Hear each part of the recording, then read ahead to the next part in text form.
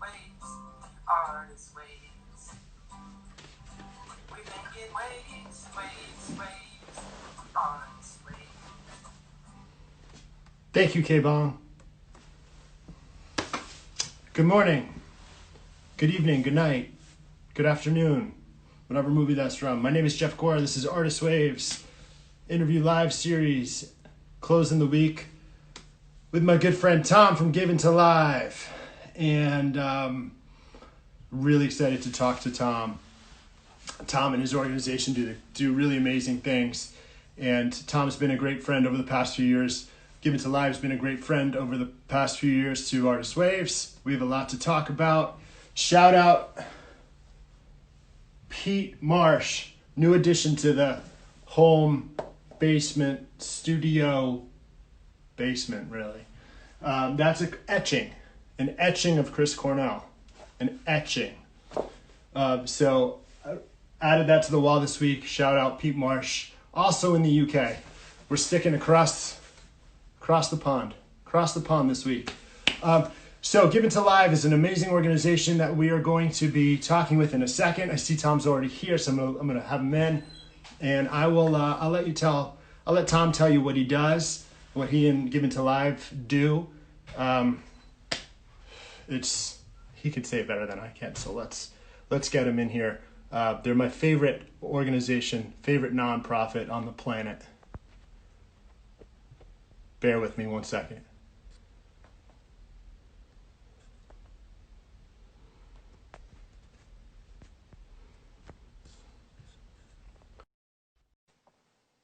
All right, here comes Tom, the founder of Given to Live out of Bristol, UK. There he is. I'm here. Here we are. I'm doing good. Hold on, I need What's to up, turn Tom? the volume up because all of a sudden it's quieter. Do I need to wear headphones? No, you're good. As long as you can hear me, I can hear you. We're good. Hi, Jeff. Sorry, I need Hey. to help him because he's got no clue. What's up? How are you? Good, thank you. Hang on. What do you need? The volume. Sorry, there you go. There we go. That's better. How you doing, Jeff? I'm doing all right. How are you, Tom? Even better now that I can hear better. That the volume's gone up. That's good. Right That's on. good. Thank you for a very generous introduction. Much appreciated. Oh, of course. I thank you for asking me to do this with you. I was thinking of you guys for a while now, and you beat me to the idea. So I'm excited that we get to link up again, man. And I'm sort of noticing the T-shirt as well. Of course, I had to shout out, where we first met, where this all began. Yeah, and we met in person. I mean, as well as the interviews he did with us, way back at the very beginning, at when we took Steph to Fenway, and what was that, 18 months ago or so now. Yes. And we had the chance to meet each other, and Steph was struggling with facing cancer, which she'd faced for a while, and sadly over the last couple of weeks she passed. But we did what we do. We gave her something really special, and that's what we try and do for people. Make whatever their situation is special, give them something that they can remember. And as you know, it's always their choice, the band they see, so we've seen some interesting ones. Oh, I know. And I mean, that's what fascinated, what my initial fascination with you guys was just in general with what you do. I was about to explain it before we connected live, but I figured let's both of us talk about it together, and you could explain it better than anybody. But what Given to Live does, in my opinion, is give somebody, or actually two people, the experience of a lifetime that they will forever cherish and they will forever hold close to themselves, because you guys not only give them a live concert experience that's unlike anything else, but you give them such a happy memory in a time that's probably not all that happy for them, right? Yeah, and yeah, I'll agree with that. And the way, I mean, I don't like using words like slogans, taglines, but we say because you matter, and it's very much, let's, you know, you got a Pearl Jam t-shirt on. If we took someone to Pearl Jam, ostensibly the VIPs are the guys on stage, but the way we look at it, it's our guests are the VIPs. I don't care if it's Eddie Vedder or if it's Bruce Dickinson from Iron Maiden, who we've taken to, Corey Taylor. They're not the VIP. The person we take is, and we go with them and act as their PA, and it's, you know, yeah, put them up in, you know, hotels, cover their, you know, every cost. That we never want anyone to actually come out of pocket. You know, some people, you know, can't get to a gig simply out of financial reasons, you know, and we'll take them, say, to the merch stand, and I know that I've been with mums, dads, or whatever, who I can see on their face is like, oh God, I want to get that hoodie, t-shirt, or whatever for my son, daughter, cousin, whatever, and they can't afford it. And so we do that bit. So we don't want anyone to feel uncomfortable. And we were fortunate enough a couple of years ago that Eddie Vedder talked about us on stage, and he explained it incredibly well. Is like, we just go out of our way to make sure that our guests have nothing to worry about except for enjoying the show, you know. And yeah, and as I said, it's always their show, and if it was Dolly Parton, so be it, you know.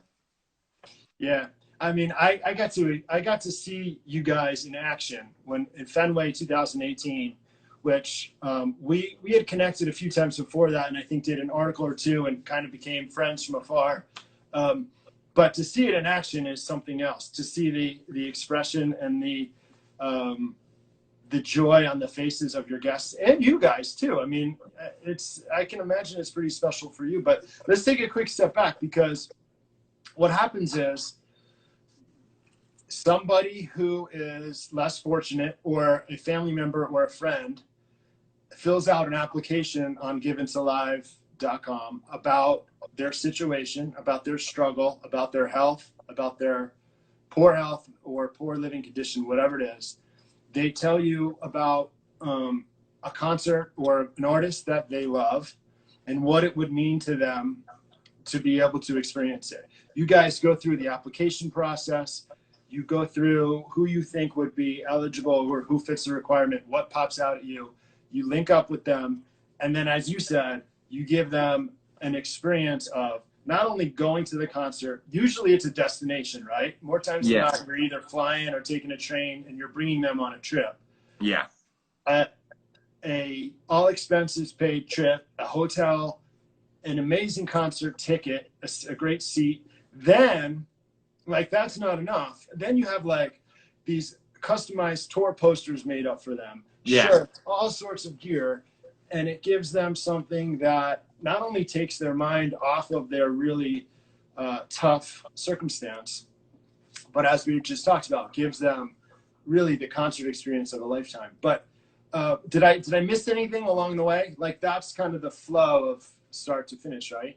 Yeah, I mean, that is very much a flow. And one of the things when I started it, having worked in different, you know, I've worked with, I mean, I come from a place of having been homeless, having had addiction issues, this, that, and the other. It's been a long time, thank God, you know.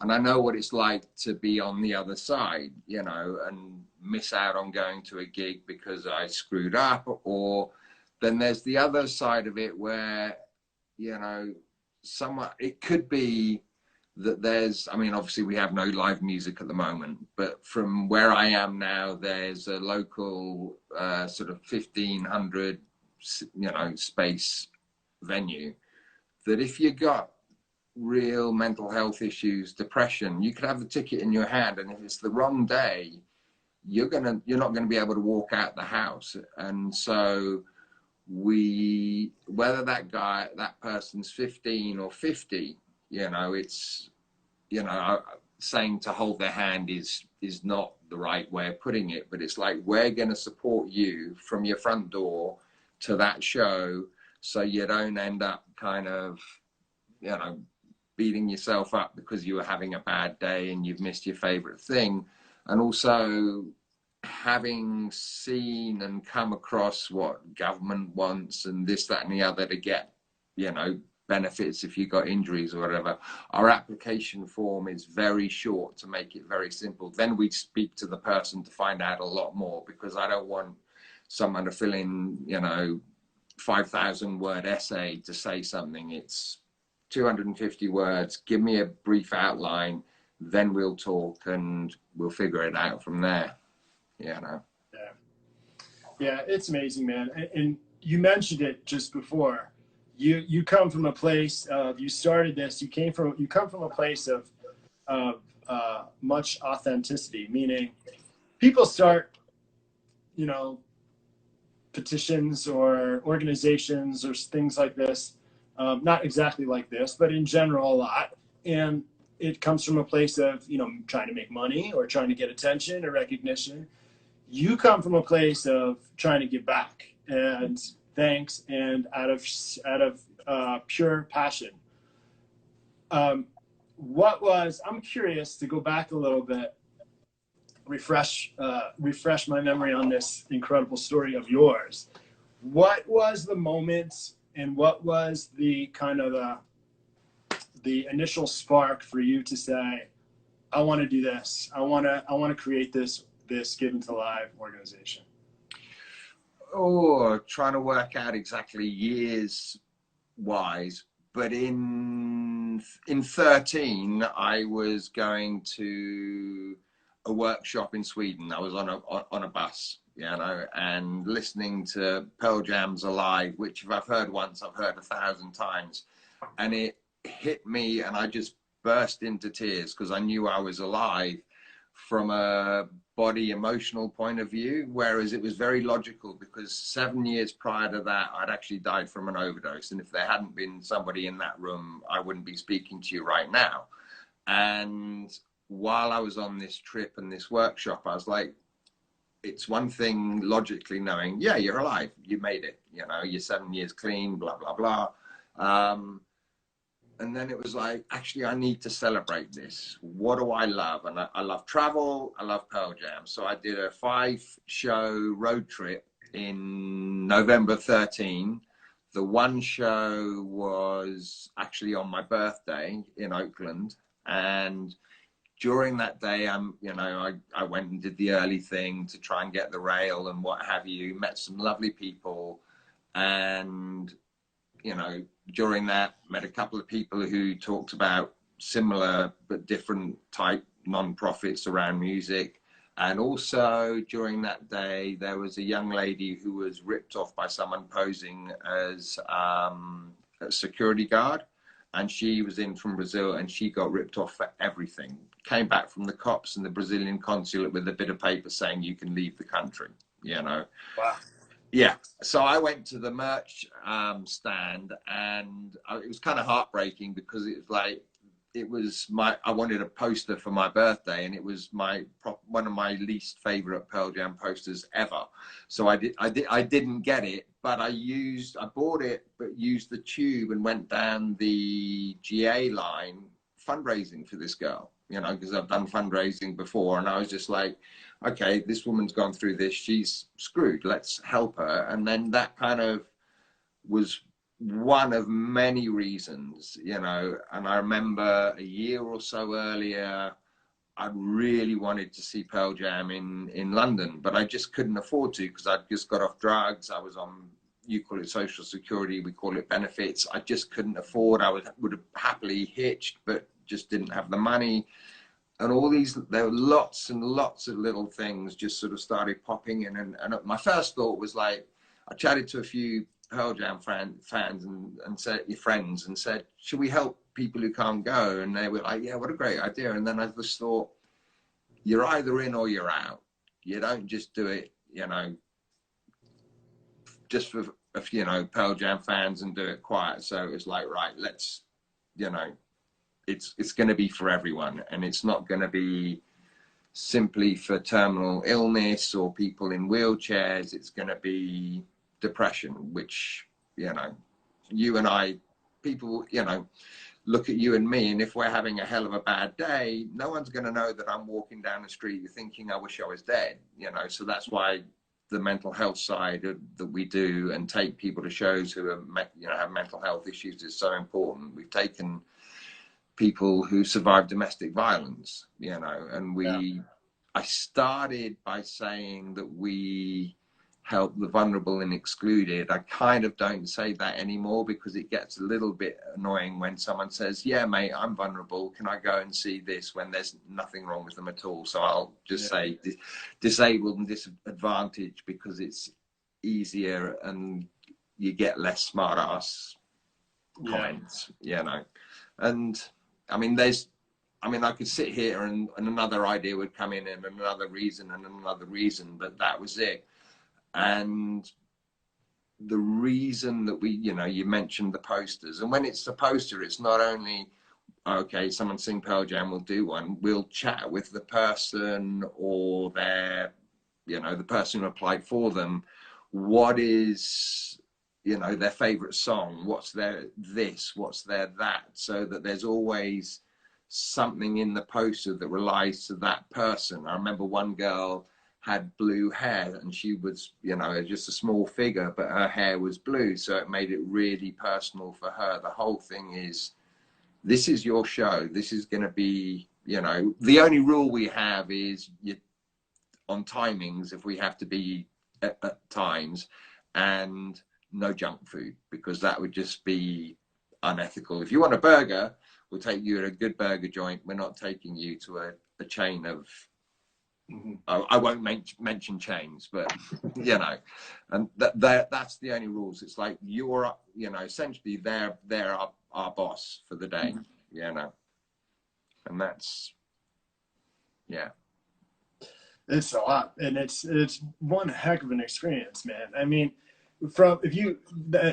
well, forget that for a second. Your story alone, I mean, your story alone is so inspiring. Thank you. When you're talking about that, when you were fundraising for that girl in 13 at Pearl Jam show in 13, and to the point where you actually went live with Givens Alive, how long did it take you? That was in the November 13. And what was actually, I'll just say on that one, what was really fun is you guys still have dollar bills. Here we have coins, you know, so there was a handful of coins in that, whereas here it would have been heavy with coin if people were dropping in, you know, so actually when she opened it up, it was literally this tube stuffed with money, you know, and it ended up being $300 odd and what have you. But because it was in paper, it just looked even better and blew her away. I had, like I said, I had the idea of like, let's do it for Pearl Jam fans, this, that, and the other. And then once I decided, like, no, we're going to do it properly, I handed in my notice at my work, and April the 20 something in 14 was our kickoff. And you know, we know what we're going through now, and we were, you know, I mean, heartbreaking's too strong. It was just so disappointing. We were meant to be taking a young kid to see Pearl Jam at Oakland on the week of our 6th anniversary. So it was this whole full circle thing was going to happen. And then it was like coronavirus, no travel. And it was just like, damn, it was meant to happen. It was, and also at that time we'd just been given, and when I say just, it was a matter of days. You know, we've been working on it for a while. We'd just been approved as a 5013C, so it was going to be this whole, you know, celebration of 6th anniversary at the birthplace of Givens Alive, you know, and we'll announce, you know, we're a 5013C, and God damn it, we, you know, the whole world went in a different direction. But we, you know, we've chatted with the young kid and his family, and, you know, we've made him a 100% promise that whenever that show happens again, we'll be there. We're taking him. It's, you know, it's a done deal. And you'll have something else to celebrate. It'll be twice as impactful. Yeah. Well, yeah. Maybe it'll, I mean, you know, I don't know about when concerts are going to happen. It's, you know, to me, it wouldn't happen again this year, but then I noticed Aussies put out a tour here in November, so maybe they know something that we don't, because if you're putting out a tour when they're not going to happen, why would you do that when you've got a really good chance of cancelling? So, you know. Well, Ozzy's exempt from anything that's a pandemic. Ozzy's on life number 29, so Yeah, I don't think he may be playing. I don't know if anyone's going to go, but Ozzy's still going to tour. He's unbreakable. Yeah, I mean, he'll call in Keith Richards to, you know, to play guitar, and they'll be fine. Yeah, they'll just be bathing in it, and they'll still come out fine. Yeah, at 79 years old. I was thinking a lot about you guys the past 2 months because, you know, even aside from our small chats, because obviously, as you talked about, a lot of what your organization does revolves around the live concert, which, as we just said, there aren't any for the year. How have you, other than that experience with Oakland, like, how have you guys like shifted and basically transitioned to adapt to what this year now is? How do you keep running? well, I mean, initially it was kind of, I mean, initially I really went into what the hell's the point? We've got, you know, however many gigs theoretically lined up, and now we can't do them. We're having to ring people and say, look, we can't. And it was almost, what's the point? We're not doing what we're meant to be doing. How can I dare ask someone to donate a poster for us to raise money with, or whatever? And that took a while, and it really affected me deeply, because I felt personally worthless because I'm not doing what I'm meant to be doing. Given to Live isn't doing what it's meant to be doing. And I suppose a month or so later, give or take, I suddenly kind of shifted. We had this 5013C, you know, which at first, my first thought was, why the hell did I bloody bother? You know, what's the point? You know, because they cost quite a bit to set up, whereas over here the government tries to make it as cheap as possible to set up a non-profit. Over there it's like, you know, and I was like, what's the point? We haven't got much money in the bank, and then I just kind of got to a place where actually, let's consolidate. So let's keep raising funds. Let's, you know, get a board together for the 5013C, you know, so that when gigs do happen, because I mean, without, you know, just off the top of my head, I know in the States we've got a couple of Slipknot applications, Green Day, at least 2 Pearl Jam, and I know there's going to, usually that'll probably turn into more, especially now that people know that we're official over there, whereas before it's been people have raised money specifically for a specific event in the States. So I'm looking at it as, okay, let's consolidate, let's raise funds so that when there's that green light happens, it's not like I've kind of gone into this total despair and what the hell's the point? And actually we've got some funds in the, you know, and we can't spend funds on anything at the moment because, you know, I'm not taking Person X to a gig tomorrow. So, you know, yes, we'll take Person X, who we were meant to take, will happen in the future, but we will, you know, we're kind of, raising money. So we've got a kitty so that when it's a green light, we don't have to kind of go, oh shit, when the hell, how are we going to get it? There will be money. We can just go, yeah, that's doable, you know. But I honestly, it was initially, it was like, it was, you know, what the hell is the point? Why am I doing this? I've got to give up. There's no, it really was. I mean, it was like, I might as well shut this down. And then it was like, take a breath.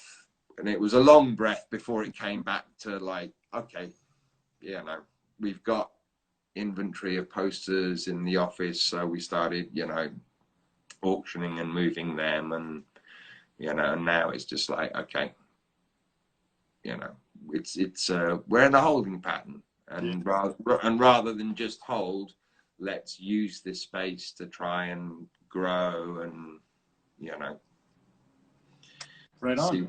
see what happens, and when gigs come back, have the funds in place so we can just go, yeah, it's happening. I think you can't handle it better than that. I was thinking about it as you were just kind of walking through what your experience has been like. And one of the things that I've always personally enjoyed about our relationship is that even if it's just a note through email, is that, we'll always address and be honest about a tough time. Like, yeah.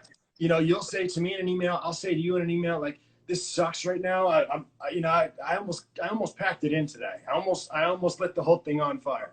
And then, one of us will respond like, you got this, or something like that. Or, it's probably seems subtle, or it seems like, we're just kind of reacting to the thought. But I don't know. I've always appreciated that about our dialogue, is that we're not going to hide that. And then the other person is always there to be like, shut up, get up. Like, yeah. I hear you, but keep going.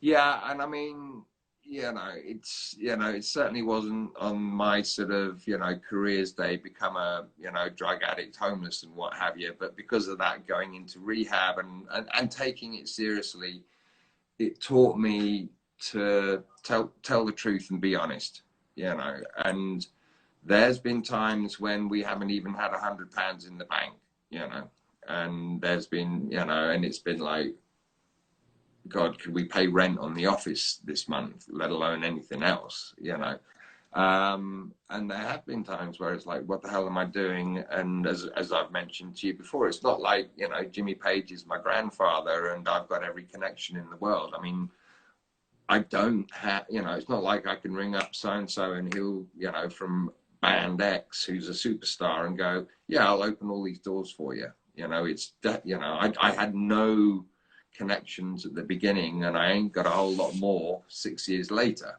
Yeah. And, and yeah, it's just, there's been times when it's not easy. I mean, I would love to have a portfolio, or go into the olden days, a Rolodex with, oh, okay, there's Ozzy's like, yeah, I need something from Ozzy, I can ring him, I can do this. I don't have them, and it's a lot of it's a wish and a prayer. A lot of people might well imagine that we get donated every single ticket. I would say of the 60 give or take shows we've done, maybe half have been donated if we're lucky. The rest come out of our pocket. And a big show these days is going to cost £100, $100, and that's two of us, because I always have an assistant, two of them, sometimes three if it's if we can pull it off, and all of a sudden that's $600-700 just for the tickets, let alone all the peripherals that come in, and one thing a lot of people often ask is, what is the cost of a show? And it's on average, and I'm sure on average, just the not the overheads of office and that, but just the costs of, give or take, £1,200, which would, per show, that's with tickets, merch, trip to the hot dog stand or whatever if they're hungry, or a drink, a meal beforehand, etc. We always go and visit with them first, and except for it's in the States, I'm not going to fly and visit someone for an hour.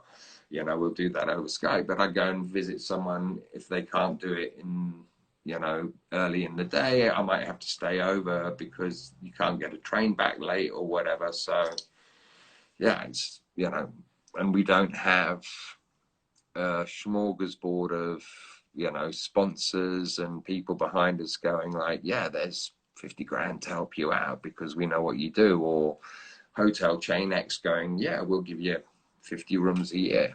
You know, it's very much, yeah, it's ground up. Yeah.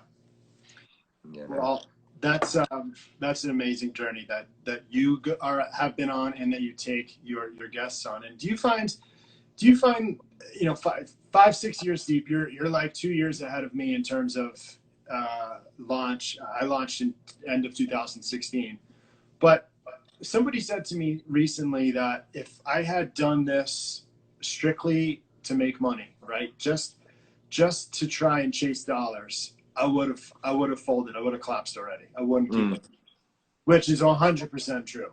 There are days like for me too, like you said, where I'm like, what the hell am I doing this for? I pour so much of myself into it, and I'm exhausted, and what the hell am I doing? I also have another job sometimes that I don't want to do anymore. I only want to do this. And then, and you know, you get some sort of feedback or some sort of reward or some sort of email or contact or message from somebody that said something, that caught something that you wrote or tuned into an interview and connected deeply with something, and then you're like, that's it. You know, that all of that other negativity garbage gets washed away by that one comment or by that one email, or in your case, probably that one show. But do you find too that, like, because you're coming from that place that you're coming from,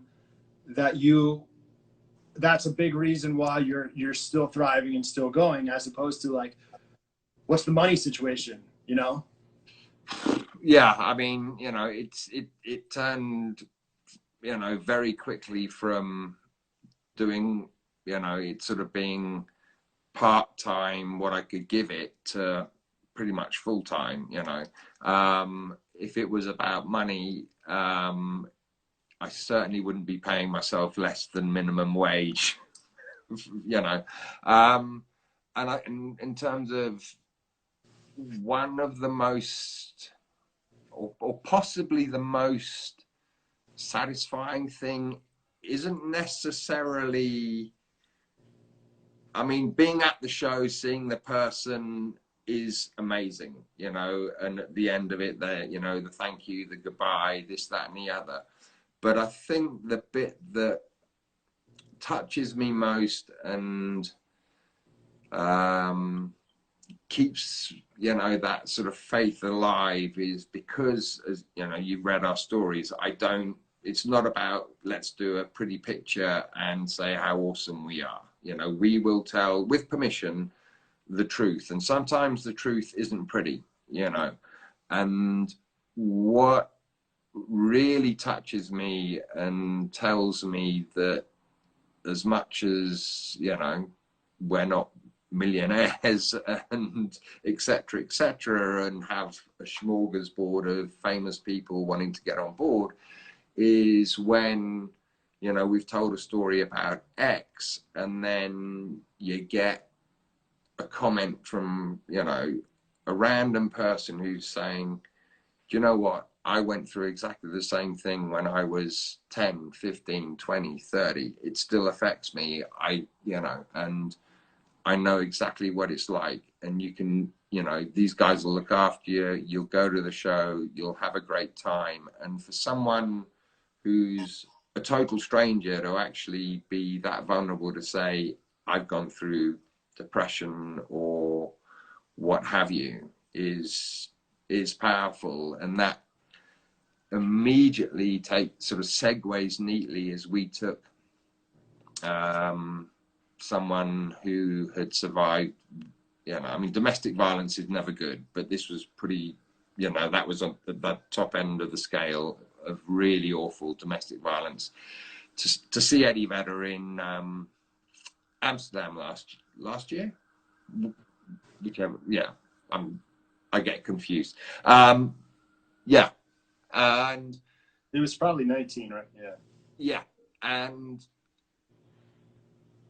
I think in a way, what encapsulates what Given to Live is about is We were, you know, at a bar having a meal, almost, you know, 50 yards away from the venue, and people who'd read the story were coming up, and I'm sat there, you know, at times in tears with the woman and 4 other women who had read the story, wanted to join in, and saying, I've been through domestic violence, I'm going through it. And to see that created is just like, you know, I didn't expect that to happen, you know, and you know, and for people to share that sort of a story is why with permission, I'll tell the truth. It's very easy to kind of go, hey, we took this person to see Eddie, or we took this person to see this, you know, and just make it a happy, clappy story.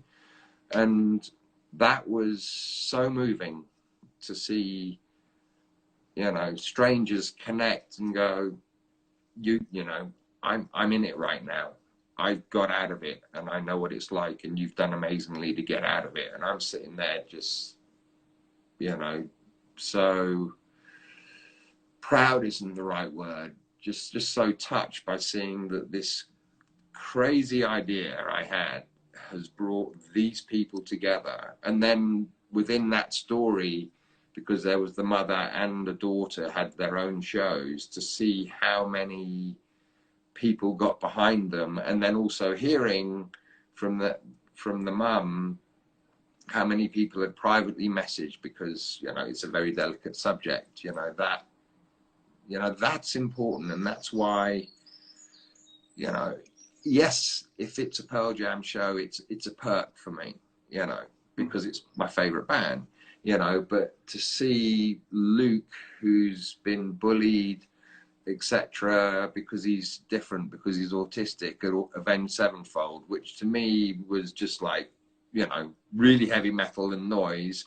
But, you know, to see him, and again, to have people sending him messages, and I know that he has friends from it, whereas he was totally isolated, and he has a Facebook page that mum keeps an eye on to make sure they're the right people, you know. Yeah. I never expected that, or the messages where that people have said, thanks for saving my life. You know, that wasn't my intention. My intention was just to say, you're going to have a hell of a night, you know. So yeah, when things are a struggle, it's hard to remember those things. But yeah, I mean, if Jimmy Page is watching, which I don't think he is. He might be. He watches Artist Waves live streams all the time. He even trolls me. I gotta kick him out sometimes. Yeah, well, yeah. But I mean, it would be lovely to get that, you know, additional support. So, you know, at the moment, you know, we're not on it. Oftentimes it's a knife edge. Oftentimes I've had to, you know, borrow money to make sure the show goes ahead, or, you know, take money, you know, I don't have any savings anymore, because it's like, I'd rather make sure that person goes to a show than go, well, actually I'm keeping hold of my savings. You know, it's, if I'm going to be authentic and genuine about this, I'm not going to turn around and say, sorry, I've got some savings, but you can't have them, you know? Yeah.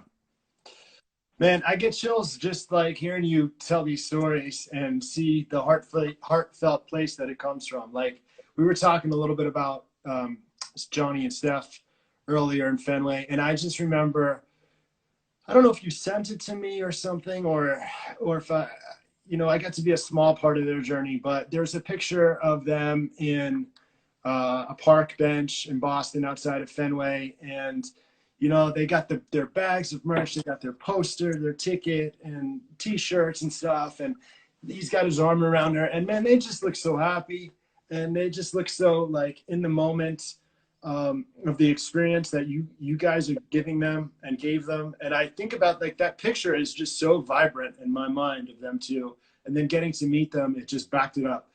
But I want to ask you personally, you provide these life. Sorry. No, man. See, this is what I'm talking about. You come from such a special place. Yeah, I mean, it was so special. And as I said, Steph died a couple of couple of maybe 3 weeks, but probably more like 2 weeks ago, and it's, you know, yeah.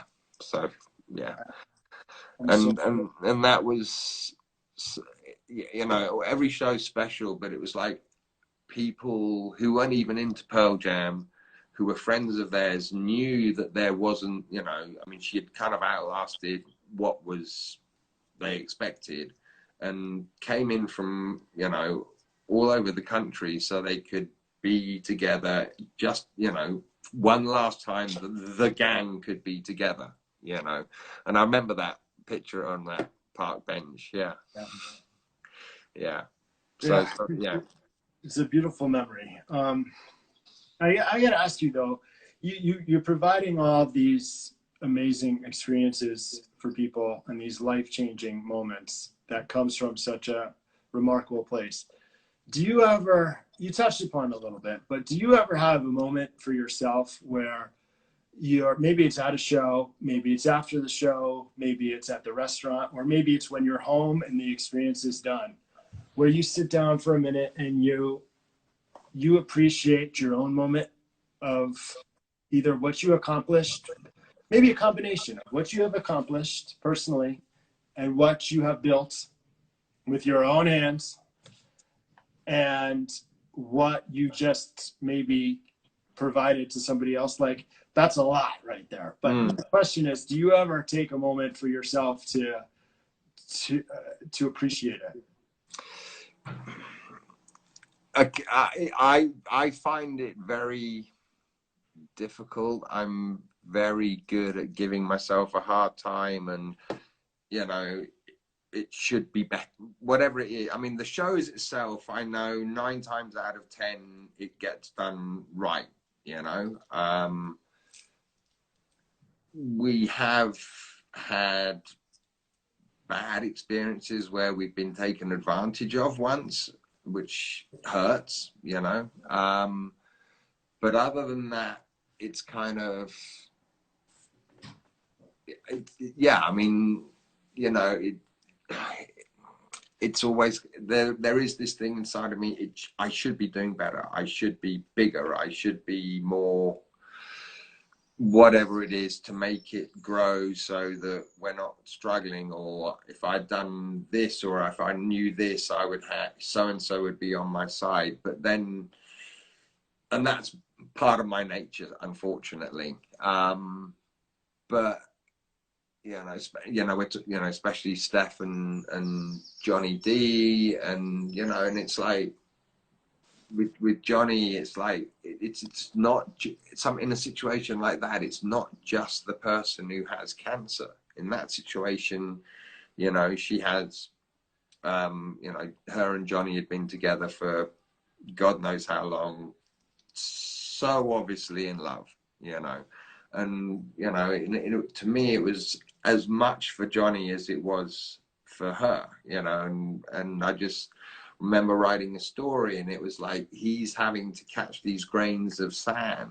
You know, you may remember the sort of, you know, doing the catching sand thing. Yeah. You know, and I'm, you know, it's not my goal to become friends of people out of this, you know, but out of that particular one, you know, and some others. But it's like, you know, we get messages of thanks, and, you know, and this, you know, have, and when we do, it's like, again, it's, you know, what you did for us is, and our friend, and then that's when I kind of go, yeah, there are struggles, you know, and there are tough times, and there are those moments where there's 3 months between a show, which isn't necessarily anything fault other than the way the tours are scheduled. But then it kind of will be like, even though I'm not doing anything, it feels like I'm not doing something, because I should be doing a show every 2 weeks, 3 weeks. I mean, it's, in reality, I could probably do one every, there's so much work goes into one show from start to finish to organize it. You could probably do one every 3 weeks, you know.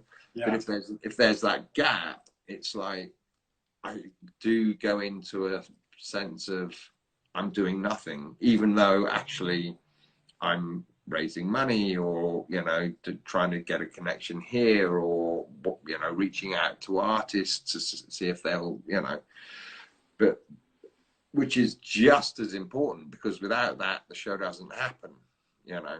But do I give myself enough of a, yeah, pat on the back, for want of a better way of putting it? Probably not. No. Without a, yeah, probably not. Well, Yeah. I'll do it for you, because you guys, Thank you. I mean, I have no problem saying how awesome you and the whole group is and the whole organization is. And in fact, I would scream it from the top of any grandstand, because I've seen it in action. I've got to know you, and you're a true artist. You're never satisfied, man. Your approach is artistic, and that's the approach, of always wanting to keep going, man. So whatever you've been doing, and whatever you guys continue to do and find new ways to navigate this path that you built, man, it's remarkable. It doesn't take the show or the actual experience to go from start to finish for your organization to inspire. You know, like, just the intent alone, and the willingness to try this and to keep doing it, and to see how authentic you are, and genuine you are, is inspiring. I know what it takes behind the scenes to some degree, you know, and I often think that a lot of my approach, which is not necessarily, I would never say I'm not doing half the amount of life-changing things that you're doing, but I would never be Artist Waves the way Artist Waves is if it wasn't for us connecting early on in my building, for lack of a better term. So I thank you more than I should. I thank you not enough, face to face, on how much you and I mean, everything you do inspire me personally, and Artist Waves, man. I really, really appreciate you saying that, and it's very touching. And as you were talking, you know, it would be so easy to get an application and go and buy a pair of tickets and send them in the post, you know. And I know that there'd be people who would probably tear them up and say we can't afford to get from A to B, because let's be honest, not everyone lives, you know, in England where we are. No big there isn't a big venue, you know, so you have to travel, you know. And if you're looking at the even bigger bands like a Guns N' Roses, a Pearl Jam, yeah, you know, that you've got to go up to London. That's going to cost you, if you want to take your son, daughter to see their favorite band, it's going to cost you hundreds of pounds, you know. And so if we just went, yeah, brilliant, there's a pair of tickets to Guns N' Roses, they're not going to be able to go, or they're going to get into horrific debt, you know, just to be able to. And that's, you know, I know I've had my struggles, you know, and yes, it's drugs and alcohol, and if people know about those things, you know, it's not we're bad people, it's not a career choice, you know, it's a way of managing stuff that's gone on in our history, you know. And it's given me, you know, an insight into something bigger, thankfully. You know, there is, you know, I'd rather there are better ways of finding out insights than ending up overdosing and being homeless and living on the streets. But it's given me a picture of, I want that person, you know, to know that whatever they've gone through or are going through, you doesn't matter, you're special. Because I know in times of my life I felt like I'm not even worth existing, you know, and I know I'm not alone in that. And that's why we do it the way we do it, you know. That's why our, as I said, I hate the word slogan, is because you matter, you know. And for you to appreciate what we do is touching, you know. And And yeah, I'm very moved about that, which is why I'm talking a lot, because when I feel anxious and touched, I kind of like will talk over the feelings. But yeah, I'm very appreciative of what you said. Right on, man. I appreciate you always being there for us too, and making me feel that I'm doing the right things in my own way. So, man, I don't want to hang up. Like, we've already gone 45 minutes, but I don't care how many people are tuning in. I don't care if it's nobody. I don't want to hang up. I could keep talking to you all day, and also I think, like, assess the circumstance for a minute, you know, like assess what's going on everywhere, where we're at. There are no concerts, there's no anything. There's anxiety everywhere. You know, I think we've come a long way in 2 months, I think. But still, you know, like, everything for the most part is still shut down. We're not as it was. It's very easy to fall away right now and to feel awful, you know? And if you don't work at it, if you don't make a full-time commitment to mind control or to being present or positive, optimistic, then this could really suck for you right now. And it could suck for a lot of people. But your message, even now, even without having concerts, without creating all of this experience, your message, and that the fact that you reached out to me to talk to you about this today, and for us to do this, like, it's louder now than maybe it would be if this wasn't going on. I don't know, you know, like, it's very relevant. Yeah, I mean, and if this wasn't going on, we wouldn't be doing this, because we would be doing what we do, you know, and there wouldn't, you know, unless one of us had this idea of, oh, let's do this alongside what we're already doing, you know, it wouldn't be happening. So, you know, whether it was seeing you doing stuff, or I suddenly thought I've got to do something other than just try and keep fundraising, is like, we've, you know, been reaching out to some of the artists that we've worked with, you know, to do something similar, you know. So we got Dan, you know, Dan Mumford, Steve, Thomas, Christoph Damarachi, Tim from Nakatomi, who's big on the Metallica stuff, you know, and that's really exciting, you know. And just, you know, it's because I'm very privileged, I know, and I never expected this side of it, you know. We ended up getting meet and greets, you know, through luck and perseverance and this, that, and the other. And seeing what happens, you know, as from a fan's point of view, you go to the show at whatever time, there's a band, you watch it and go. But you know, remember one time having to meet a tour manager at 2 o'clock to talk us through how they're going to do the a meet and greet with someone we took.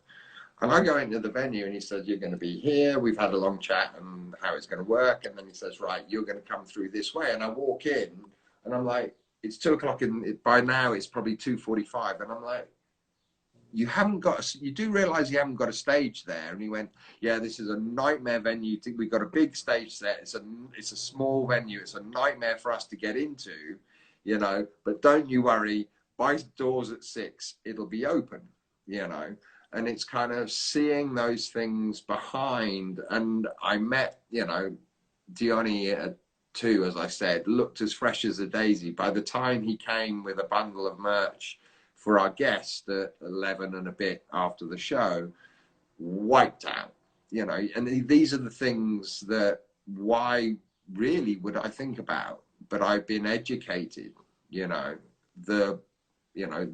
You may well know the merch on Pearl Jam is crazy, and I've reached out to Mr. Tisa, Chris, to see if he'll come on and have a chat, because it's one thing, you know, just when it's people just pick it up on the way in, but when I've been and seen queues at 7 o'clock in the morning, you know, for Pearl Jam stuff. It's like, how do you deal with it? So I've had a lot of privilege of seeing so much more, and gotten to know through a friend of ours somebody who works with a, you know, a very big band, and he, you know, and learning from them, you know, that it's not just a gig, you know, how much go, it's a real privilege and a real eye-opener, you know, because as I said, I, from the age of what, 15, I'd just rock up with my ticket, sit down in my seat, or if it was a standing stand, and there it is, it's a show, and it wouldn't cross my mind that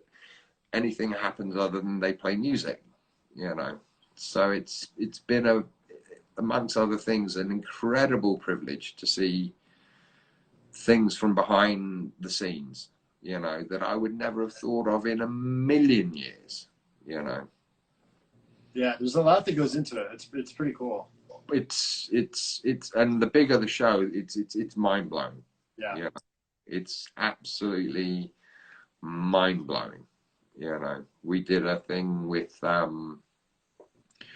Ghost, and their tour manager was amazing. He gave us a tour, took the kid out on the stage, and it's just like massive production. I mean, literally, obviously it's a production, you know, and you're just seeing this, and he's explaining, you know, and he's explaining how the earpieces work on the, you know, and I'm like, they just play guitars, you know what I mean, you know, and it's yeah, I mean, it's those, yeah, like you asked me, do I sort of give myself a pat on the back or whatever, but when I sit and talk to someone like you now, it's kind of like all these things that kind of remind me how, yeah, I mean, like we spoke about it, is, you know, I'm not here making millions out of it by any stretch of the imagination.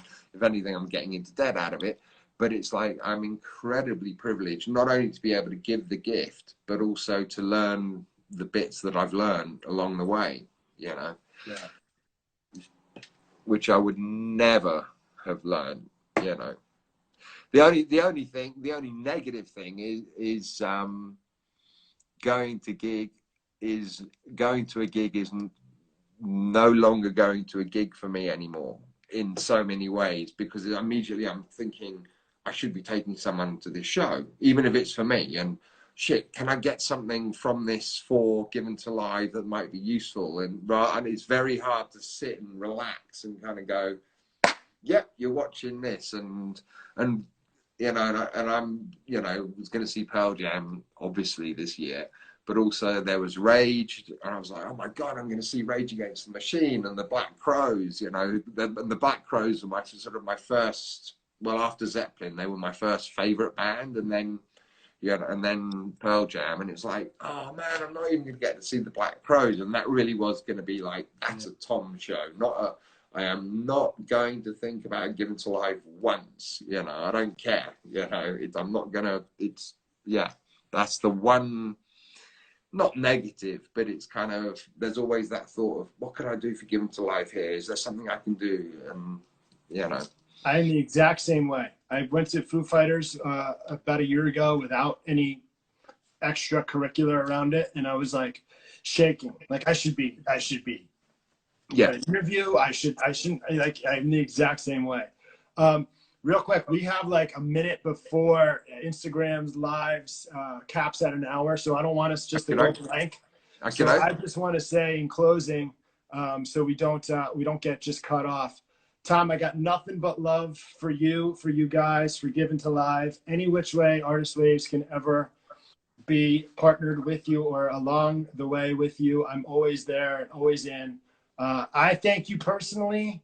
I thank you on behalf of everything I do for doing what you do, and for our friendship, man. So I owe the next trip for me is out to your neck of the woods. Well, when you do, you're more than welcome. And as I said, we're a 501c, and we're going to focus on the East Coast because it makes more sense. So there's a good chance we'll run into each other again in the not too distant future when the gigs happen. Right on.